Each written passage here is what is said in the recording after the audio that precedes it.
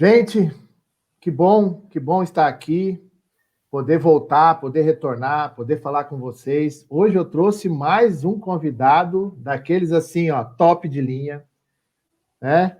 Porque eu já tenho um ditado que eu usava há muito tempo num banco que eu trabalhei, né, no ABC Brasil. Eu não conheço tudo, mas eu conheço quem conhece. Então, quando você conhece quem conhece, você chama a pessoa para cá e ela vai ajudar a gente a tirar várias dúvidas, bater um papo muito descontraído. Eduardo Oliveira, né?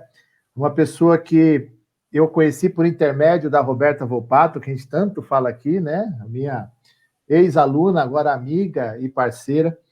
A gente se conheceu no evento que nós publicamos o livro Compliance Como Implementar. Mas o seguinte, eu não vou ficar aqui falando muito, não, porque eu preciso apresentar o meu convidado. Então, Eduardo Oliveira, para quem não conhece, é graduado em Engenharia Civil, pós-graduado em Gestão, né? E olha só, é de Lisboa. O meu convidado é internacional, tá vendo?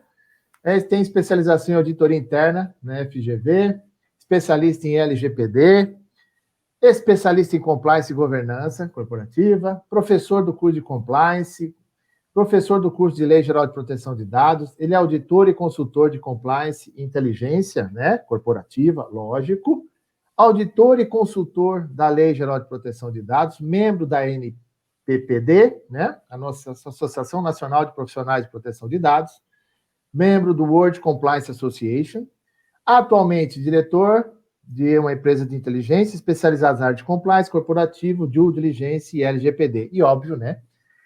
Como ele faz due diligence, eu fiz também uma coisa, mas é um due diligence aqui mais tranquilo, só para saber, porque como ele fala que ele é palestrante também, aí nós fomos fazer umas buscas e achamos, então temos evidências, né? Então, quando uma pessoa fala que é palestrante, é bom achar ele com foto, com o microfone na mão no palco. Aí é uma baita de uma evidência que realmente ele ou está dando aula ou está dando palestra. Mas, você gostaria de conhecer um pouquinho mais do Eduardo? Está aqui o LinkedIn dele, tá? O Eduardo, você pode encontrá-lo no LinkedIn, segui-lo no LinkedIn, tá bom? O Eduardo é uma pessoa aí muito querida, né, pela gente. Aqui está a agência de inteligência, né, que é a consultoria corporativa que eles têm. E aqui a gente mostra que nós não temos vaidade, viu, Eduardo? Aqui a gente mostra a empresa do convidado, não temos problema nenhum, porque tem espaço para todo mundo, tem muita empresa precisando de ajuda, né? Afinal, compliance e integridade são um excelente negócio. Só sabe quem tem. Essa é a parte boa, né? E olha lá, eu fui buscar evidência, aqui é palestra, tá vendo? Ó, ele falando de governança corporativa, tá vendo? Ó, eu achei coisas boas dele. Busquei mais informações, ó, sala cheia, dando treinamento, né, sobre essas questões. Muito importante, né, que a gente que é professor, palestrante, e vamos dizer assim, evangelizador da questão de compliance e conduta, né? É uma coisa importante. Eu me sinto bem, eu acho que ele também deve se sentir muito bem. Olha só, ele já esteve lá na OAB do Mato Grosso, né? A menos que o pessoal tenha feito uma montagem maravilhosa, mas não é montagem, ele estava lá, eu sei que estava. E, ó, aqui também ele falando sobre o prejuízo das fraudes financeiras, chega a 1,8 bilhão em 12 meses no Brasil. Né? Isso a gente vem falando há muito tempo. Eu falei essa semana num curso da FIA que a Petrobras lançou bilhões de reais em impairment, de valores não recuperáveis por questões da corrupção. Né? Então, isso é uma questão muito preocupante. Então, né, aqui são as nossas redes e é um prazer poder estar aqui com o nosso Patrício, né? Eduardo, mas vamos lá, o que interessa, eu vou colocar o meu convidado na tela, afinal, ele é o nosso principal ator de hoje. Eduardo, seja bem-vindo a esse canal, onde, graças a Deus, né, temos muitos amigos influentes e amigos inteligentes, que com os amigos inteligentes a gente fica inteligente também. Muito obrigado, Marcos. Pro povo. Muito obrigado pelo convite, obrigado pela apresentação. Eu estava a ter aqui uma sensação de nostalgia, de todos os momentos. E, na verdade, nós vamos colecionando momentos, não é? É de janeiro a dezembro, ano que se repete, com a maior satisfação. E eu sei que tu bem sabes como é difícil, por vezes, viajar consecutivamente, mas é na maior alegria poder evangelizar empresas e um público de pessoas interessadas em compliance, due diligence e Lei Geral de Proteção de Dados. Muito obrigado pela presença aqui hoje. Eu falei para você que era um due diligence tranquilo, profissional. Eu não fico procurando as coisas ruins, porque não precisa. Só tem coisa boa, entendeu? Porque as coisas ruins, elas aparecem, a gente não precisa procurar, né? Naturalmente, né? Não precisa forçar muito a natureza. Mas assim, Eduardo, é muito legal. Eu até vi que na sua formação, no seu currículo, você é formado em engenharia civil, certo? Certo. 1998, olha quantos anos passaram. Senhora, nem fala nisso, não, porque eu me formei em contabilidade pouco mais para trás ainda, né? Eu acho que foi em 93 que eu me formei em contabilidade e ciências contábeis. Eu estou falando isso porque há um tempo atrás eu até publiquei aqui no canal, né, o perfil do profissional de compliance, porque todo mundo acha que ele precisa ser um cara do direito. E eu tenho falado para as pessoas que não, eu sou um contador e auditor e trabalho com isso. Você era um engenheiro civil, fez pós de gestão, né, todo o processo, e trabalha com isso. O que eu falo, é importante a pessoa que saiba ler e escrever muito bem, que ajuda bastante, uma boa comunicação, e consiga ser uma pessoa que agregue valor ao negócio, trazendo interpretação da legislação para o que o negócio precisa. Levar tudo isso para a operacionalidade, que é o mais difícil. Exatamente, né? Eduardo. Não é só questão legal, né? Eu de manhã comentava, mais cedo, comentava com um departamento jurídico, que é ele que coordena toda a área de implementação de LGPD num cliente nosso. Ele dizia: Eduardo, o que tem aqui de advogado de bancada, parece treinador de bancada. Sabe de tudo, conhece toda a legislação, mas não opera coisa nenhuma. Ou seja, na verdade, uma coisa é a teoria, outra coisa é a prática. Sim. E a prática, de facto, ela necessita de anos de campo. Necessita que estejamos em campo, que possamos ter aquele trabalho de ver, de mitigar, de coletar evidências Sim. Qualquer que sejam, mas elas são necessárias de ser coletadas, senão não podemos jogar um dado, um búzio e obter a resposta. Não existe. Não existe. Exatamente. E eu vou aproveitar aqui e fazer um pequeno spoiler para as pessoas, né? Eu tive a honra de reencontrar, né, o Eduardo, que nós falamos sobre Lei Geral de Proteção de Dados para a TV Aparecida, né? Foi uma surpresa, assim, que nós dois ficamos surpresos um com o outro, porque nós não sabíamos que tínhamos sido convidados, né? Foi uma surpresa bem grande. Então, e aí falamos muito bem, a gente se empolgou bastante e vale a pena depois as pessoas assistirem, que tem bastante dica lá. Na realidade, eu vou parar um pouquinho aqui com essa questão e eu quero te fazer uma pergunta técnica, né? Nós estamos passando por essa turbulência, né? A Câmara aprova, tem MP, vai MP para lá, volta MP para lá, daqui a pouco aprova, o Senado aprova, e todo mundo nesse desespero todo. E eu sei, você mesmo até me confidenciou, que isso tudo causa uma insegurança jurídica, né? Eu gostaria, assim, até pela questão que a gente, lógico, nós dois aqui não somos advogados, mas a gente percebe que a gente tem uma dificuldade de explicar para os nossos clientes como se estabilizar numa questão dessa, que cada vez a legislação ela estica e puxa, né? E nós somos aí, a gente acaba virando refém, né? Na espera, começa, não começa, faz ou não faz? E aí, Eduardo, me fala um pouquinho desse seu sentimento. Olha, é tão ruim essa insegurança jurídica, não apenas para a empresa, não apenas para o seu empresário, mas para nós mesmos, que nos desacredita de uma hora para outra em questão de minutos. Vou-te contar como foi comigo. Agora, dia 26 eram 16h30, repara bem no horário, ou seja, em 90 minutos o cenário mudou.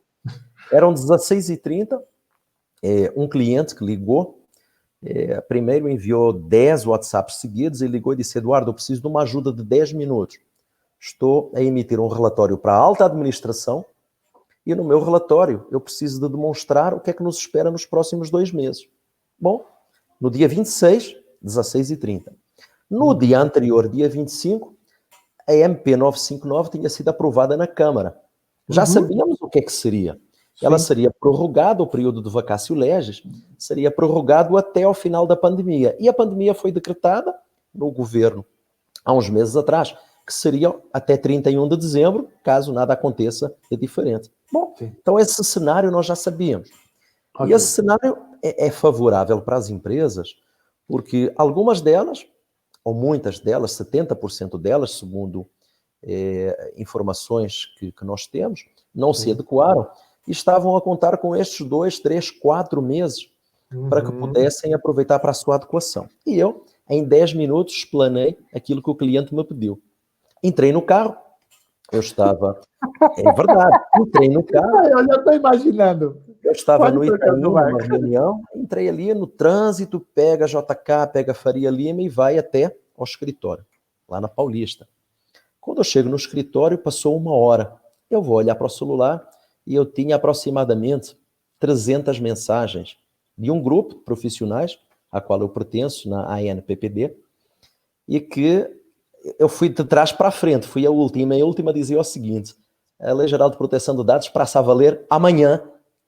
E eu não queria acreditar, como assim amanhã, mas não são 4 meses. Eu acabei de dar essa informação há 1 hora atrás. Aí eu fui ler. Então, na verdade, essa insegurança jurídica, que aprova, não aprova, começa, não começa, de repente, em 90 minutos, a informação que eu tinha dado estava completamente errada. Isso é uma descredibilidade que se gera, porque quem não acompanha uma matéria dessas vai achar que nós somos irresponsáveis. E, na verdade, nós somos solidariamente responsáveis com o artigo 52 da Lei Geral de Proteção de Dados. Bom, eu rapidamente peguei no telefone, enviei áudios para todas as informações que eu tinha dado anterior, a dizer: olha, não é mais assim, é uma insegurança jurídica. Aí eu fui buscar os links, porque a notícia passou a vincular o link do Senado, o link... Eu disse: olha, está aqui, não sou eu que falo. Então, essa insegurança jurídica, ela nos causa um transtorno, porque nós fazemos um planejamento para um cliente. Como é que ele se vai adequar? Quanto tempo tem? Se ele está fora de prazo, como é que nós recuperamos prazo? Então, toda essa função é exatamente para adequar o cliente, para ele não ter vulnerabilidade. E, de repente, tudo mudou. Pois bem, e essa insegurança jurídica, eu considero o Brasil como um segundo país, como uma segunda pátria, mas, na verdade, eu sou estrangeiro.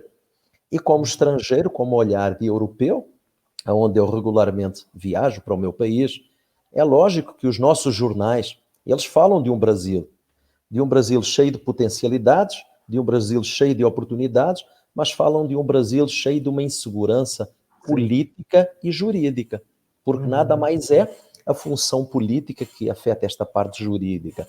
E, na verdade, é triste. Não é? É triste escutar e ler aquilo que a gente vê no dia a dia. Eu te entendo, porque assim, eu até postei um meme no grupo do IBGC, né? Que assim, ó, trago o marido em 3 dias e implemento o LGPD em 6 horas, né? Assinado o guru do compliance, porque, cara, não dá, né? Essa semana eu estava fazendo alinhamento de proposta com o cliente para implementação do LGPD. Né? E assim, o cara agora falou assim, eu falei: calma, relaxa, vamos rever isso tudo com calma, porque assim, vai ter que implementar, só que você não tem nada, e também não vou conseguir fazer isso da noite pro dia, né? Afinal, como eu digo, eu não sou o Harry Potter com a Ordem da Fênix, que eu pego minha varinha mágica e grito compliance leviosa, começa a voar política para tudo quanto é lado, né? Isso é uma das questões que eu tenho falado muito, e você falou muito isso na abertura, que a gente, quando vai implementar qualquer questão de regra, implementação de atendimento de norma, eu preciso entender o negócio, como funciona, as suas limitações, né? E as suas potencialidades, né? Porque também não é tudo ruim, né? Eu estou passando por isso agora. Hoje eu tive reunião com o cliente sobre prevenção e combate à lavagem de dinheiro, que a partir de 1º de outubro agora tem uma nova circular do Bacen, mudando tudo.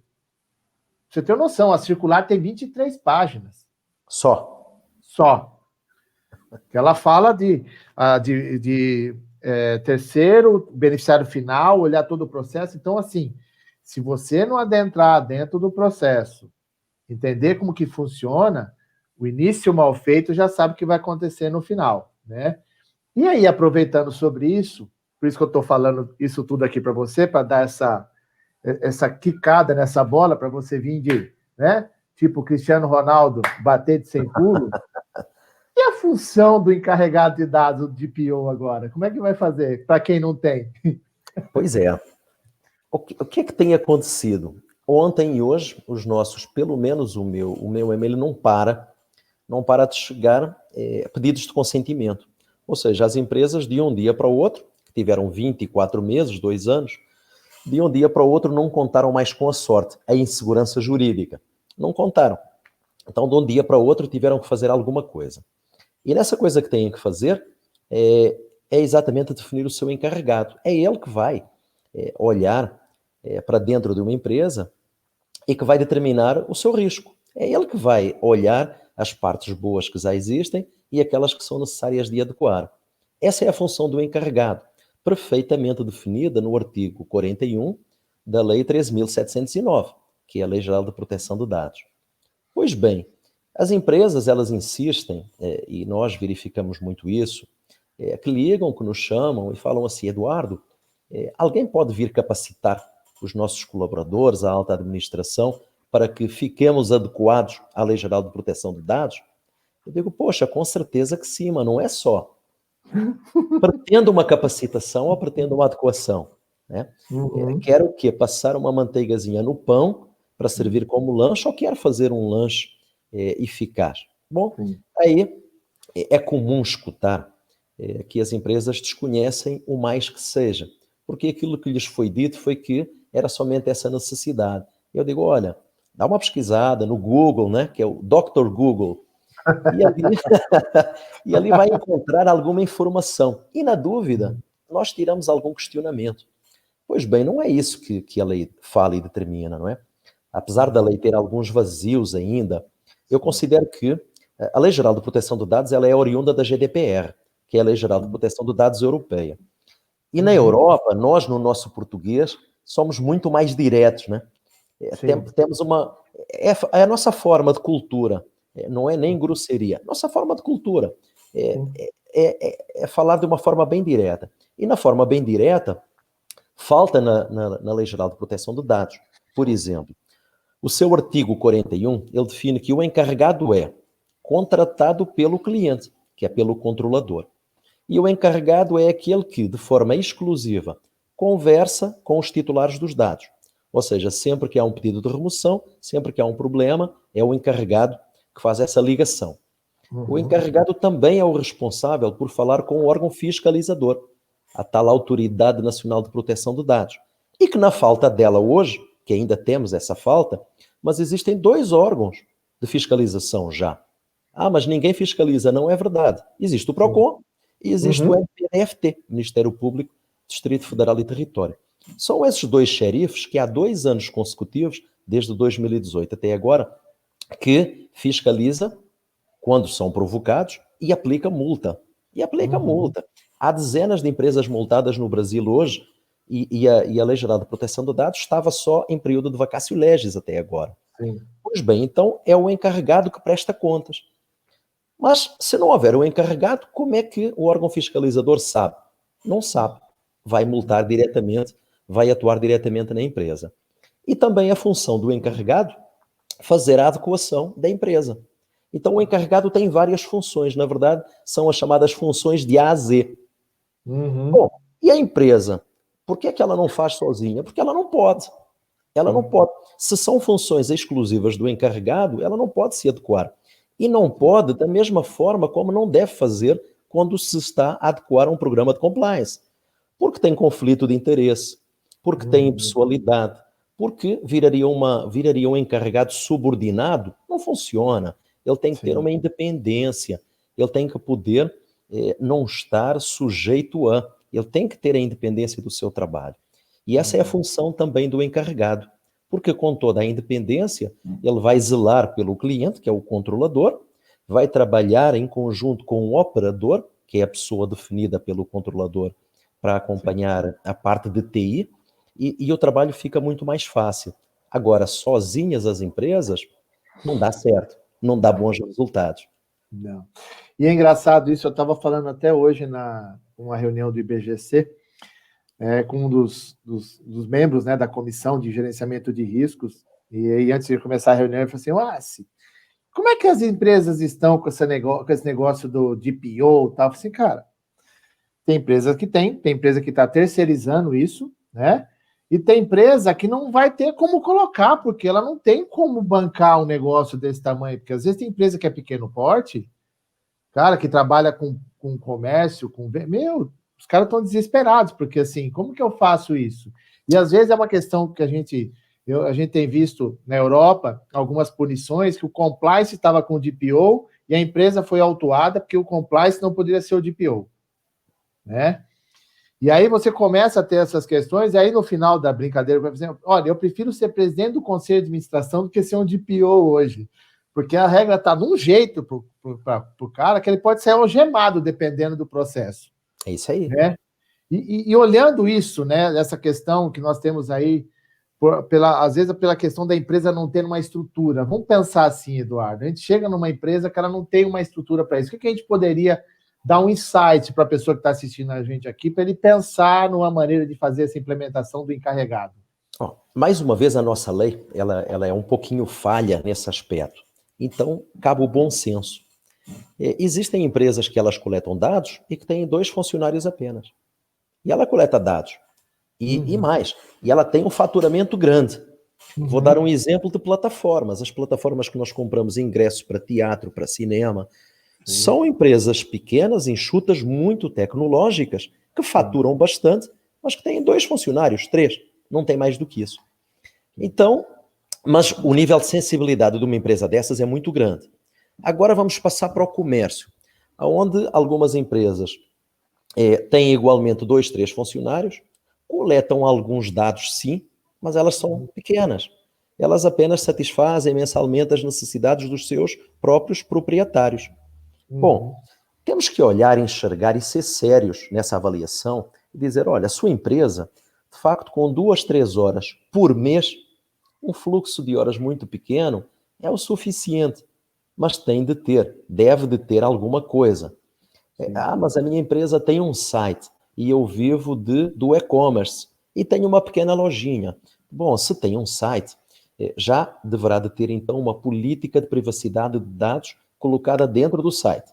Depois, deve colocar no seu site, onde faz uma pequena coleta de informações, de dados sensíveis e pessoais.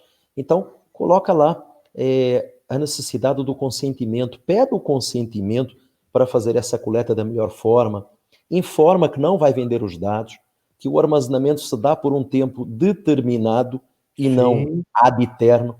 Então, essas pequenas empresas, elas apenas necessitam de um apoio sério e que, enfim, elas possam ter a capacidade de ter esse custo, porque, na verdade, é um custo-benefício, é um custo de transparência, é um custo de adequação, e, às vezes, pega num conjunto de pequenas empresas e coloca o mesmo encarregado a tomar conta, porque uma empresa é muito pequena, uma empresa vezes 50 já dá uma empresa de porte médio, porque, na verdade, ela vai ocupar 2, 3 horas por mês.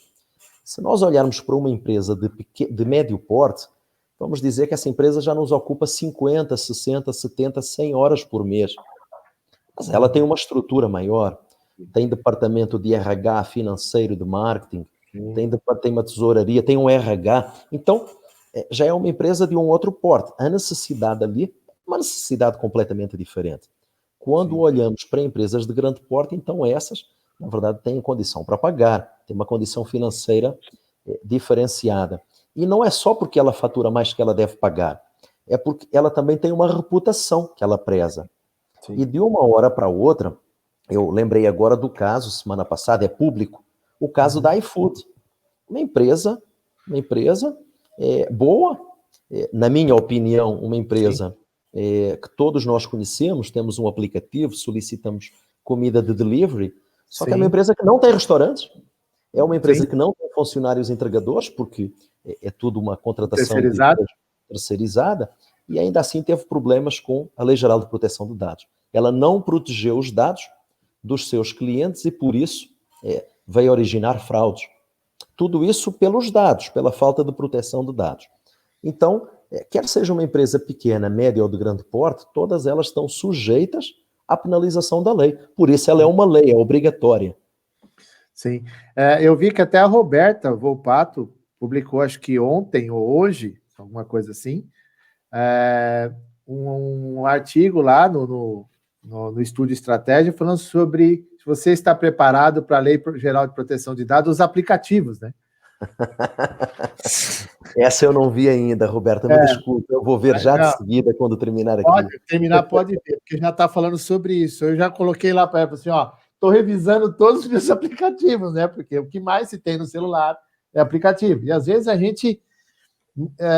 eu tenho falado muito com as pessoas, e a gente até aproveitou, falou isso na nossa entrevista com a TV Aparecida, que às vezes as pessoas são os maiores fragilizadores dos seus próprios dados pessoais, né? Porque coloca os dados em qualquer lugar, eu tenho visto muito isso, a pessoa para agilizar um cadastro, ela aceita, tá lá o Facebook, ela dá um link do Facebook e deu acesso para aquele site. Ela fornece o acesso de tudo como se fosse normal e necessário. É uma cultura. E não é nem normal, não é necessário, e só deverá ser feito com consentimento.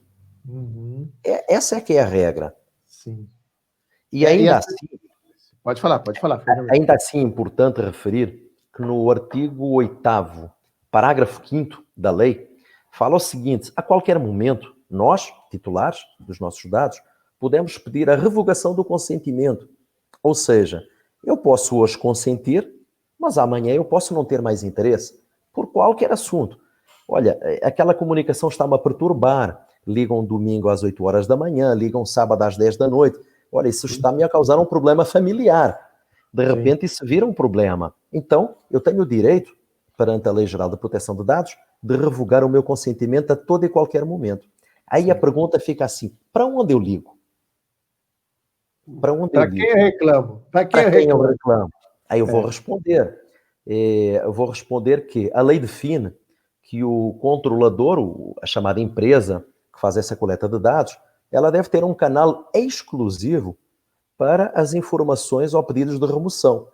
E ainda diz no artigo 8º que deve de ser um canal gratuito, um 0800, e ainda outro de forma facilitada. Então, eu posso colocar um e-mail e eu coloco um 0800. Certo. Se a pessoa não tiver internet e não puder enviar o seu pedido, a sua solicitação por e-mail, ela liga. Vai ligar no 0800, que é gratuito. Então, ou uma vertente ou outra. E essa informação deve de ser visível. Ela não pode ser uma informação que ninguém conhece. Então, nos sites, nessas plataformas, aplicativos, em hotéis, quando nós fazemos o check-in, o check-out, parques temáticos, nós vamos para os parques temáticos com os nossos filhos, nas férias. Então, essa informação, ela deve constar em todo o local. Ela é uma informação que ela deve ser até engraçada. Sabia que nós temos a transparência com os seus dados? Os seus dados aqui estão protegidos. Não deve ser encarado como uma coisa feia. É uma comunicação boa que as empresas têm de aprender a fazer com os titulares dos dados. Você sabe que com essa pandemia, foi engraçado, né? Fizeram até um meme, porque há um tempo atrás a gente tinha o Play Center aqui. Eu não sei se você chegou a conhecer. Veio para o Brasil faz muito tempo ou não? Eu vim para o Brasil tem 10 anos, passou rápido, 8 dos quais eu passei no Rio de Janeiro. Então tá. Então você não vê. Tinha aqui na marginal ali, né, do Tietê, tinha o Play Center, que era um parque fantástico. E a gente, quando ia no parque, eles carimbavam na mão da gente para saber qual que eram os brinquedos que você podia ir. Conforme o passaporte do Play Center que você comprava, tinha uma cor do carimbo, você podia ir a alguns brinquedos. E falaram que a pandemia, o cara lavou tanto a mão, passou tanto álcool, que o carimbo do Play Center tinha voltado. Aí, cara, é muito engraçado. Começou a botar uns memes assim, o cara assim com a pulso, mandando, olha, apareceu o carimbo do Play Center que estava escondido na minha mão, tanto que eu lavei a mão. E essa é uma questão que você estava falando, e eu tenho comentado muito com os meus clientes, aproveitando até um ensejo aqui com você. Hoje, o meu cliente me perguntou assim, Wassi, se a pessoa vem até aqui a minha empresa e deixa um currículo, o que eu faço? Eu falei assim, você tem que assinar um termo dele de consentimento, né? Sério? Eu falei assim, sério. Ah, mas e se eu não quiser? Eu falei, então, não aceito o currículo dele. Eu falei que eu não aceito assim. Você vai ter que entrar no meu site, onde você vai acessar, dar autorização para que eu receba a tua informação, e eu já tenho que te avisar por quanto tempo eu posso guardar o teu currículo até para uma possível vaga, né? Ela falou, nossa, é assim... Gente, é consentimento, vocês não estão entendendo ainda, né? Que o cara... E as pessoas vão deixar mesmo documento com RG, tem gente que deixa o currículo, endereço, RG, CPF, tudo, né? Repara, essas empresas de RH, as empresas que fazem assessoria de RH a outras empresas, elas são também igualmente fortemente impactadas. Sim. Porque, na verdade, elas estão a fazer um trabalho de meio, né? Entre quem procura um trabalho, entre quem está no mercado do trabalho profissional e a empresa que tem a necessidade. Só que acontece o seguinte, ela necessita de pedir o consentimento, sim, precisa, porque ela vai armazenar esse dado e ela ainda vai compartilhar. Imagina que no meio desse caminho, que é o maior problema, que é o vazamento, as empresas, elas também não estão preparadas ainda para fazer um armazenamento seguro. E eu já vou contar uma história sobre esse armazenamento. Acontece que no meio desse armazenamento os dados vazam. E quando vazam os dados, vazam os teus, os meus, vaza o nosso CPF, o nosso RG, vaza toda essa informação. E a empresa disse, poxa, mas eu não tive culpa. Foi um cybercriminoso que tentou. Não, a culpa é sua. É de sua responsabilidade que eu entreguei os meus dados. Então nós temos aqui dois problemas que a forma de corrigir é sobre a LGPD. É a adequação à Lei Geral da Proteção de Dados. Um dia, Marcos, eu fui num colégio, que eu não vou falar o nome dele, mas um colégio de porte médio-alto. Deveria ter aproximadamente 1.800, 2.000 alunos. E eu fui fazer uma primeira reunião e fiz essa pergunta. Quando vocês coletam os dados no ano anterior para o ano seguinte, as chamadas matrículas de 2021, onde armazenam os dados? Numa máquina boa. Sabe aquela máquina que está ali no canto? Que é um desktop fantástico. Fica tudo armazenado ali. E eu digo, é mesmo? Poxa, eu não duvido que a sua máquina seja boa. E quando limpam a sala? E a máquina estava no chão. Sim. E quando limpa a sala? A senhora da limpeza, ela puxa para a direita e limpa, e depois volta a colocar lá no local. Então, essa é a vulnerabilidade que muitas empresas têm. Armazena onde os dados? Porque, repara, tem pendrives que a gente compra no chamado mercado negro, tanto em São Paulo quanto no Rio, e aquela pendrive que custa, aqui ó, custa R$50, tu plugas a pendrive e ela já tem um auto-run, que ela corre sozinha o programa, que sem a gente dar qualquer instrução, ela já captura todos os dados. Rápido. 1 minuto, ela capturou os dados, 2 minutos. Então, repara, qualquer pendrive pode ser plugada numa USB de um computador e faz a remoção dos teus dados. E eles servem para vender. Então, essas fragilidades, as empresas, elas não conhecem sozinhas. Elas precisam de chamar alguém para fazer essa avaliação de risco que tu tanto conheces.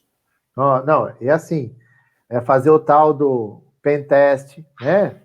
E o pentest não é o do pendrive, no teste do pendrive. É o tal do penetration test, vulnerabilidade de acesso, porque isso é uma coisa que às vezes a gente se depara. Óbvio, você tem às vezes clientes que a área de TI tem uma maturidade muito grande, né? Mas e as outras pessoas envolvidas com aquilo, né? Eu já fiz trabalhos em mapeamento de processo que eu fui lá o cadastro. Falei assim, vamos começar pelo cadastro. Eu acho que só a copeira e o segurança que não acessavam. O resto, todo mundo acessava. Porque acontece assim, no começo tem um monte de regra, e com o passar do tempo as pessoas vão entrando e alguém precisa pedir o acesso. É mais ou menos assim, eu precisava da informação, eu tinha que pedir para você. Eduardo, eu preciso de tal informação. Aí uma hora começa a pedir tanta coisa, você me fala, gente, dá acesso para o ACE. Aí daqui a pouco o ACE também dá acesso para... Quando você vê, já deu acesso para um monte de gente e você já não sabe quem é quem que está acessando o raio da informação. Né? É quando as pessoas são transferidas e ninguém comunica a transferência. Aí ele vai para uma nova área, ele tem novos acessos da nova área e os acessos do anterior. É exatamente assim. Né? E depois falta um a tratamento dificuldade. desse processo, né? A dificuldade depois que precisamos de encontrar um culpado. Não para lhe colocar uma culpa punitiva, mas para estancar o problema. E não conseguimos identificar porque é uma área com acesso ilimitado. Sim. Então, mais um fator de segurança que no meio de uma adequação a uma empresa de médio e grande porte, nós devemos fazer obrigatoriamente um PSI, ou um PSI, um Programa de Segurança de Informação. Ou seja, nós verificamos muitas das vezes que, como tu falaste, não existem senhas. Existe uma password única que todo mundo conhece. Sim, eu digo, olha, é verdade. Uma password comunitária, né? É verdade. Já vi gente que saiu da empresa e era o cara que era de um servidor, os caras não tiveram a capacidade de mudar o usuário. Mantiveram o cara que tinha saído da empresa há 2 anos. E atualizavam a senha 30 dias. A cada 30 dias eles atualizavam a senha do cara. Precisa ter um controle muito grande dos logins, logons, logoffs. Quem se conectou, a que horas se conectou, a que horas saiu. Quem faz isso? A área de TI. A área de TI ela precisa de prestar relatório a nós, encarregado. Sim. Nós precisamos de pedir com frequência essas informações, quando nós verificamos que as empresas não têm essas informações. Então, na verdade, o encarregado trabalha com a área de compliance, trabalha com a área de TI, trabalha com toda a área da empresa, sobre sigilo e confidencialidade, obviamente. Sim. Eu falo que é o processo dos 3 As, Eduardo. Sabe o processo dos 3 As? Quem autoriza, quem aprova e auditoria. Eu preciso ter, sabe, rastreamento. Eu preciso ter rastreabilidade. Eu preciso saber quem acessou, por que acessou. Porque senão a gente perde o nosso processo de segurança. Né? E mais, perdemos uma coisa que se chama a integridade e a confidencialidade de dentro da empresa. Isso é um valor inestimável, inestimável. Temos ainda outros fatores, por exemplo, nos últimos 30 dias, eu lembro aqui, porque vou monitorando essa informação, uma faculdade em São Paulo, uma universidade, que eu não irei falar também, que todos os dados de alunos e professores foram vazados. Bom, claro que nós imaginamos que não é propositadamente. O maior tesouro de uma universidade são os dados dos seus alunos. Ela não teria qualquer interesse em vazar. O que é que aconteceu? Aconteceu faltas de etapas a nível do compliance e a nível da Lei Geral de Proteção de Dados. Numa dessas empresas, fomos contactados pelo Compliance Officer. Que felicidade!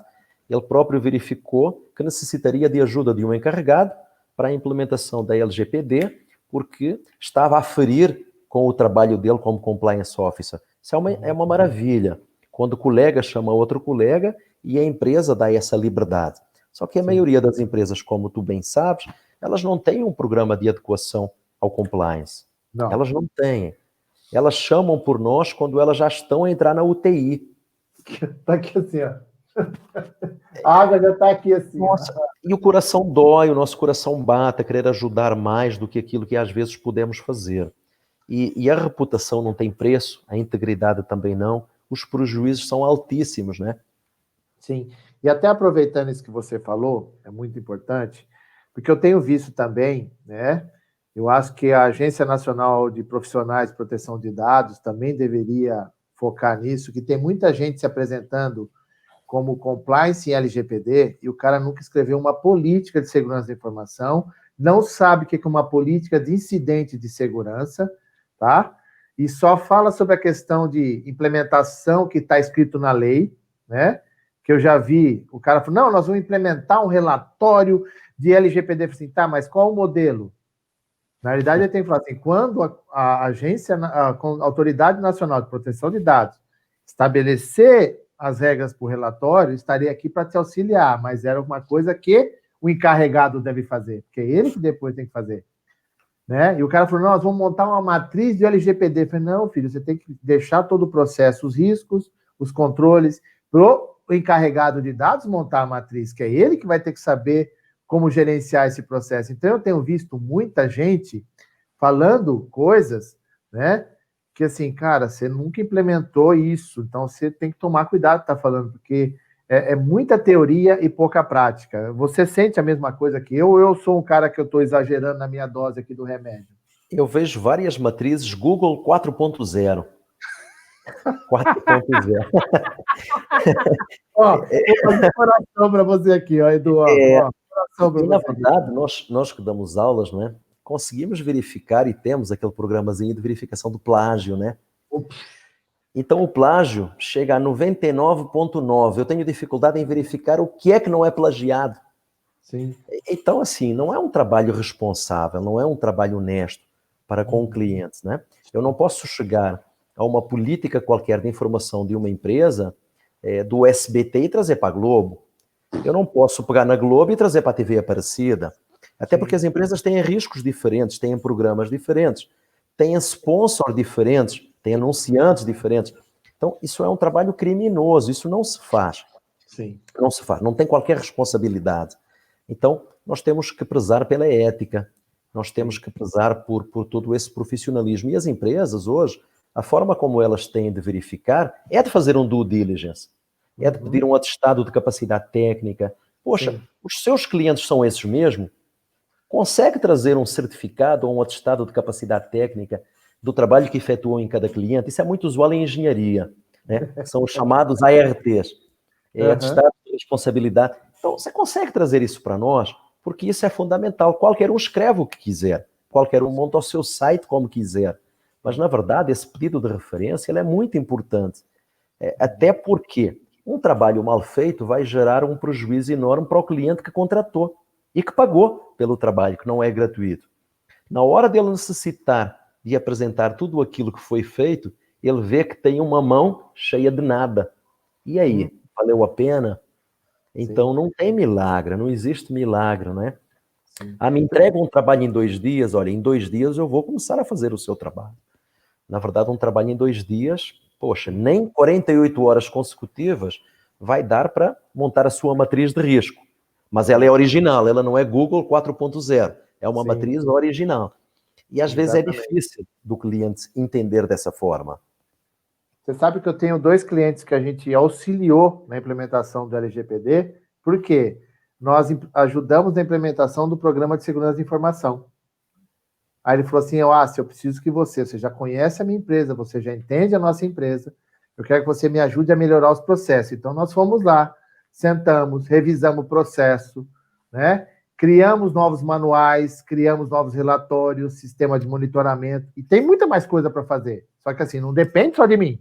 A gente direciona, aí você vai ter que ter gente interna para fazer, né?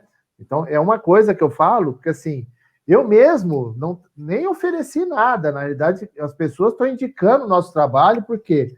Porque o ACE já ajudou a gente aqui na parte de segurança da informação, tá? Para essa questão. Então, assim, a gente já tem essa questão e auxilia o processo. Então, é uma das questões que eu falo para as pessoas, eu acredito que você também tem essa mesma linha, porque assim, vamos olhar o processo todo, não é só para atender a lei. A lei, né, é que nem lei de corrupção, é que nem lei de prevenção de lavagem de dinheiro. Cara, não é só isso, o negócio tem outras coisas aqui dentro a ser olhada, né? E muitas das falta vezes, esse entendimento, né? muitas das vezes, quando nós entramos numa empresa a fazer a avaliação de risco, eu vou direitinho para o artigo 50. O artigo 50 da Lei Geral de Proteção de Dados, ele fala de quê? De uma ética e uma governança corporativa em conformidade, fala de um código de ética, conduta e integridade que não existe na empresa. Sim. Eu digo, olha, vamos olhar para isso ao mesmo tempo, paralelamente, com um profissional da área para vos assessorar, porque, na verdade, vocês têm mais do que uma falta de Lei Geral de Proteção de Dados. Vocês têm uma falta de conformidade na vossa governança corporativa. Vocês têm falta de compliance. Isso é uma constatação que, por vezes, é feita no primeiro dia. Com muita delicadeza que nós falamos isso. Agora, a lei, por ser obrigatória, as empresas estão a fazer qualquer coisa hoje, qualquer coisa muito rápido. Ontem eu recebi, da escola do meu próprio filho, recebi um e-mail com um texto, com um textozinho em Word, não vem nem em PDF, vem editável, ou seja, tamanha falha nesse envio, para que eu imprima, assine e devolva o consentimento. Bom, eu irei fazer isso hoje, mas embaixo vou colocar assim, o meu não consentimento, enquanto eu não souber quem é o vosso encarregado. Eu estou a consentir para quem tratar dos meus dados. Quem é o responsável com o qual eu vou me dirigir quando eu necessitar de ter informações dos dados. Qual é o canal? Então, repara, é uma comunicação que ela só é válida para mostrar que alguém fez alguma coisa. Porque, na verdade, ela não tem muito sentido. E as empresas, de repente, estavam de 0 a 100, estavam em 7, 8, 9, 10, de repente passaram para 99 de forma errada. Cuidado. Precisam de ter esse cuidado, que a própria lei ela refere a todo o tempo. Consentimento, consentimento, consentimento. Acesso à informação, acesso à informação, acesso à informação. Política de privacidade, segurança, confidencialidade dos dados. Então, a lei ela é repetitiva. E aí, a lei ainda vem dizer o seguinte, cuidado com as sensibilidades máximas, dados de saúde. Cuidado, dados de menor ou adolescente. Então, a lei vem dar enfoque àquilo que é a sensibilidade da sensibilidade. E tudo isso vem nos cadastros. O sujeito pede no cadastro o nome da mãe, do pai, do filho, da avó, o nome do cachorro, periquito, pede o signo. Eu digo, gente, para que é que quer toda essa informação? Não tem necessidade de toda essa informação. E sabe por que acontece isso, Eduardo? Porque às vezes tem gente que traz modelo pronto sem entender como o negócio funciona e fala para o cara, aplica isso aqui que funciona. Isso aí. Né? Eu falo para todo mundo aqui, porque assim, eu moro aqui, né, na divisa com Taboão da Serra, né, que é um município aqui ao lado. Eu falo, eu consigo colocar Taboão da Serra dentro de São Paulo, mas eu não consigo colocar São Paulo dentro de Taboão. Então as pessoas precisam entender que o modelo que você faz, e a gente fala muito isso em gestão de risco, que é personalizado. Eu preciso entender o teu negócio, porque o que serve para um não serve para outro, né? Eu até falei essa semana numa aula da FIA, um aluno falou, não, o senhor usa modelo RASOP, modelo... Eu falei assim, cara, por que você quer saber o nome? Primeiro, vamos entender o risco, se você consegue identificar, se você tem uma política de risco com os conceitos, que você consegue mensurar. Aí outro dia me perguntaram se eu usava o método 5W2H, né? Nossa, 5W2H, eu vou falar para você que eu uso o método 1H, 1W, quer dizer, assim, 1W, assim. Qual que é o método 1W? Who? Quando eu descubro quem, aí eu descubro por quê, para quem, quando, onde, aí eu começo a descobrir como, aí eu vou descobrindo o resto. Porque se eu não entendo quem é a pessoa responsável, você não vai saber para quem, quando, onde que faz, né? E eu brinco muito que às vezes em mapeamento de processo, você pergunta para assim, o que você faz? Um monte de coisa. Para quem que você manda? Para um monte de gente. De quem você recebe? De um monte de gente. E qual o tempo que você leva? O tempo todo. Falei, amigão, você é o nosso genérico aqui, porque tá difícil de entender o processo. E isso acontece, né, dentro das organizações, porque assim, as pessoas estão trabalhando, elas não se preocupam em contingência, elas não se preocupam com continuidade, elas não se preocupam com a segurança, né? O raio do celular hoje, que você tira uma foto de qualquer coisa. Uma vulnerabilidade incrível. Nossa, né? Incrível. Eu peguei um cliente, umas vezes estava mapeando o processo de segurança, e o cara falou, não, porque eu pego a informação aqui, eu mando pelo WhatsApp. Eu falei assim, você está de brincadeira, que você pega o cadastro do cliente de uma instituição financeira que tem o tal da Lei Complementar 105, que é do sigilo, você tira uma foto da tela com todas as informações dele e manda pelo WhatsApp? É isso aí. Você está de brincadeira. Não. Ontem, vocês não estão sério. Ontem eu fiz uma webinar exclusivamente para a área de eventos. A área de eventos é uma área fortemente impactada, né? Sim. Em janeiro, eu lembro que em janeiro estava numa reunião e que essa empresa já tinha todos os seus eventos de 2020, em janeiro, né? E eram 17 eventos, todos nos parques de grandes eventos em São Paulo, 17. E havia um 18º que era no Distrito Federal. Então nós estávamos a entender para fazer um mapeamento. De repente, quando fomos assinar o contrato e emitir a primeira nota, meu coração apertou e eu disse, olha, vocês não precisam mais de mim. Dificilmente vocês vão trabalhar nos próximos 6 meses. Então, na verdade, já estamos no segundo semestre. Bom, e eu parei por aí. Sempre que é necessário, me chamam para eu dar um palpite, uma opinião, mas não tem como faturar uma empresa que está nessa dificuldade. E ontem, sim, na possibilidade dessa retomada, ontem eu fiz um webinar somente para esse setor de eventos. E perguntaram assim, Eduardo, uma vez que nós estivemos fechados este tempo todo, né, despedimos centenas e centenas de colaboradores, então nós não temos risco até final do ano. Eu digo, olha, posso falar? Posso falar? Posso falar? Posso abrir meu coração para você? Nos últimos meses, com uma consecutividade mesmo mensal, eu tenho recebido um e-mail de uma pessoa que tem o destino dela, eu consigo verificar o destinatário dela. Ela chama-se João Antônio Miguel, @gmail.com. E essa pessoa, com toda a consecutividade mensal, ela me envia um e-mail a dizer assim, Eduardo, nós temos o conhecimento de todos os dados dos expositores dos eventos daquela empresa para o ano de 2020. Você quer conhecer quem são os expositores da Expo Noiva, Expo Car, Expo Moto, Expo Brinde? E eu digo, mas não parou lá em janeiro? Não entrou a pandemia? E os setores, todos eles pararam? Só que os dados ficaram mal armazenados.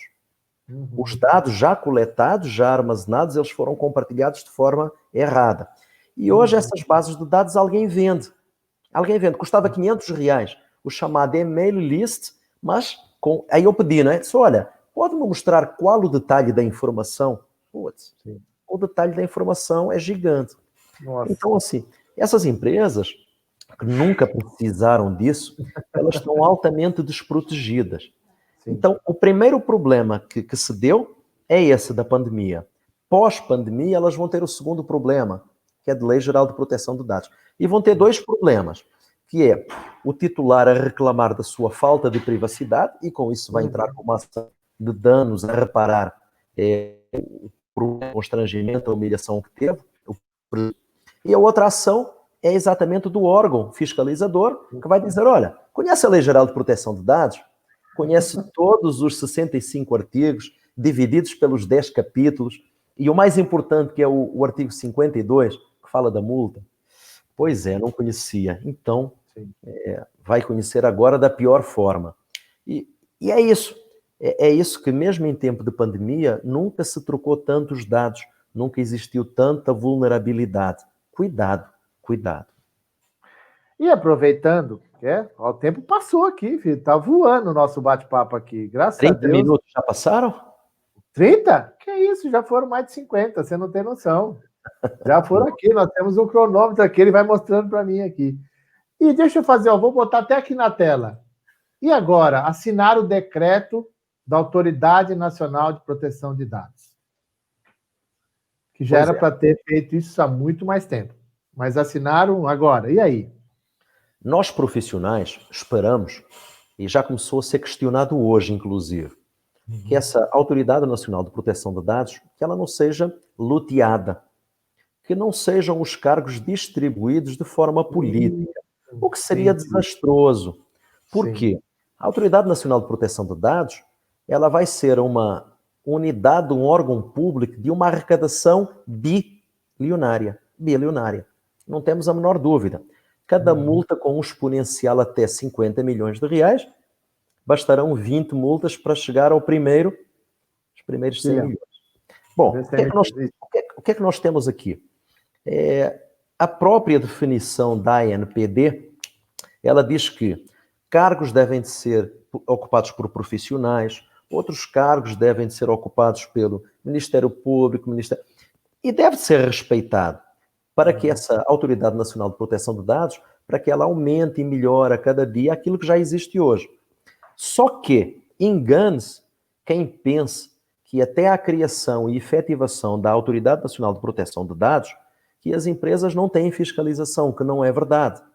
As empresas, elas são fiscalizadas a todo momento por provocação, através do site do PROCON e através do site do Ministério Público, DFT. Mas já existia antes. É que agora eles continuam a exercer esse cargo de órgão fiscalizador até que alguém diga que eles não são mais necessários. Sim. E é isso que nós vemos desde os últimos 2 anos. 2018, 2019 e agora 2020. Então, eu sou de uma opinião, assim, é uma questão minha. Eu acho que a gente tinha que fazer as coisas independente da legislação, independente de multa, dos órgãos reguladores, né? Porque, assim, eu acho que tem que ser muito mais uma questão sua de estar íntegro, de estar dentro das conformidades, fazer aquilo que se espera de uma conduta empresarial, né? De uma ética de pessoas, né? Você sabe que, até aproveitando isso, esses dias atrás, eu gravei aqui com o Chico Assis, né? Um cara que fala muito sobre a questão de ética, comportamento e conduta, e ele me trouxe um insight que a gente tem que escrever código de conduta, porque você não vai escrever um código de ética, a ética o cara tem ou ele não tem. É uma questão de filosofia. Então, você tem que estabelecer um código de conduta, você vai estabelecer um comportamento da pessoa dentro da organização. O que ela pode e o que ela não pode fazer. Não pode. E quais as consequências de ser feito? Isso, tem consequência, sim ou não, né? Isso é igual à educação do filho. Olha, tu podes até fazer, mas tem uma consequência. Qual o caminho que vai escolher? A consequência ruim ou vai escolher o caminho que normalmente até é o mais difícil? É aquele que exige mais. É isso que acontece na área corporativa. Porque tá meio ético, né? Que nem o cara fala que tá meio grávido, né? Tô meio grávida, tô meio bêbado. Não, você tá bêbado, você não tá. Não tem o meio, né? Você está alcoolizado, pode ser não esteja bêbado. Até. E ele falou isso, e foi muito importante lá, porque assim, eu comecei agora a mudar os documentos da minha própria empresa, nós mudamos para código de conduta, tá? Falando sobre questão de comportamento e postura, né, organizacional, porque eu espero que a pessoa seja honesta, seja ética, né? E é o que eu falo, ética é aquilo que eu estou fazendo quando eu estou aqui na sua frente. Eu preciso demonstrar caráter quando eu não estou te vendo. Que aí eu demonstro quem eu sou, né? Então, eu tenho, esse canal aqui, o Marcos Assi Convida, e você é agora mais um que vem fazer parte desse grupo seleto aqui, dos meus amigos. E é importante que as pessoas entendam que tudo isso que nós estamos falando é para uma mudança de conduta da organização. Porque a ética já é esperada das pessoas, não é, Eduardo? Eu, pelo menos, espero que as pessoas sejam éticas, né? Deve existir uma mudança de comportamento. E eu até verifico que existe em algumas organizações. É contínuo. É uma mudança num comportamento ético e não um comportamento de tirar vantagem, de querer ser o mais esperto e não o mais inteligente. Então vamos fazer a coisa certa, porque a competição é muito mais saudável pela coisa certa, não é? É um aprendizado contínuo. Então a organização ela precisa de se preocupar hoje com dois princípios, com o princípio de se adequar a uma governança corporativa em compliance e de se adequar a uma transparência de dados e segurança de informação que se chama Lei Geral de Proteção de Dados. Deve ter atenção a esses dois princípios. Então, é o seguinte, né? Eu sempre peço para o meu convidado deixar a sua mensagem final, né? Para quem vai assistir esse vídeo, entender a importância disso tudo, porque com certeza, a gente teria muito mais assunto aqui, a gente falaria muito mais aqui, só que, né? A gente também tem que entender que a pessoa que está assistindo também, ela tem o que fazer, então não pode ficar muito tempo aqui.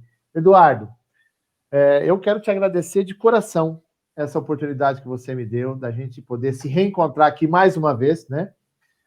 Num período assim, a gente criou uma sequência nossa para esse assunto. É muito bom conversar contigo.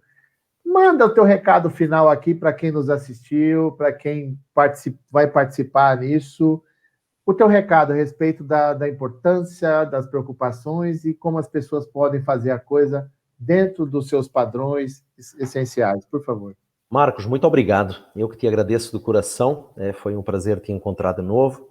Espero que possamos estar juntos em breve com o nosso elo de ligação, com a doutora Roberta Volpato, uma amiga muito querida, uma excelente profissional. E a mensagem que eu deixo ficar é para que as empresas, na dúvida, procura mais um pouquinho. Na dúvida, não contrata qualquer coisa, não contrata de qualquer forma. Procura a melhor relação custo-benefício. sendo que o benefício ele é muito mais importante do que o custo, que é a preservação da reputação da empresa, da integridade da empresa, dos valores. Esses não são negociados. Esses nós temos ou não temos. E hoje precisamos de ter.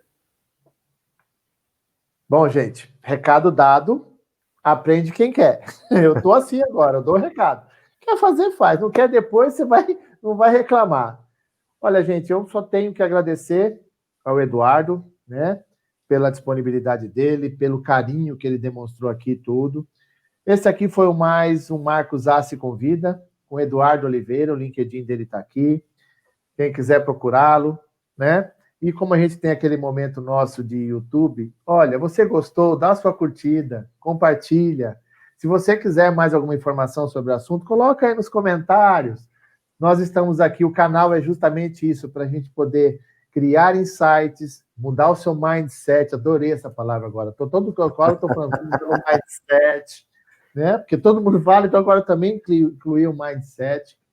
É mudar o jeito de fazer e a gente demonstra, né, que a gente não tem vaidade, porque a gente não é aquela questão. Eu falo assim, concorrência é aquela pessoa que é ruim. E quando a gente tem gente boa fazendo, não é concorrência. O cliente ele tem a opção de escolher gente boa, tá? Ele pode ser justamente a tua empresa como a minha e ele vai ser bem atendido. Não tem problema nenhum. O problema, a concorrência é quando ela é desleal, quando as pessoas oferecem coisas que não são compatíveis e a gente tem que depois entrar para arrumar. Você nunca deve ter passado por isso, né? Eu já.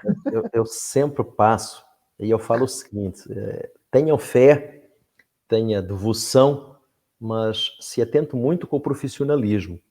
Sim. Porque só as anteriores elas não resolvem o problema quando bate à nossa porta.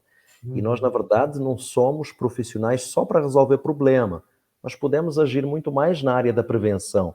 Tem menos custo, é mais divertido e mais engraçado. Os corações vão explodindo por aqui, né? Porque eu falo com as pessoas, gente, a gente tem que ser feliz no que faz. Entendeu? Porque se você sente aquilo como obrigação, a gente acaba se desgastando. Se você gosta do que faz porque tem amor, que você quer ver um mundo melhor, né? Não é utopia, não. Dá para fazer. E a gente vai conseguir fazer. Então, temos aqui, né? Vamos dizer assim, 2 profissionais que se admiram, que se respeitam e trabalham com isso. E, graças a Deus, temos amizades muito boas ao nosso lado também, não é isso? Nos esforçamos por um mundo melhor. Exatamente, é essa a questão. Gente, conversei aqui com Eduardo Oliveira. Eduardo, muito obrigado. Segura um pouquinho aqui enquanto a gente fecha aqui. Gente, agradeço demais pela oportunidade. Vem mais coisas boas por aí, né? E curtam aí o nosso canal. O canal é para você, é para mim, é para todos nós, tá? Muito obrigado e que Deus abençoe a todos sempre, ok? Nós vamos passar, e não é frase bem feita, mas a gente vai passar. Vamos ter dificuldades, vamos ter que superar alguns obstáculos, mas nós vamos conseguir superar tudo isso. Um beijo a todo mundo e a gente se vê por aí. Tchau, muito obrigado.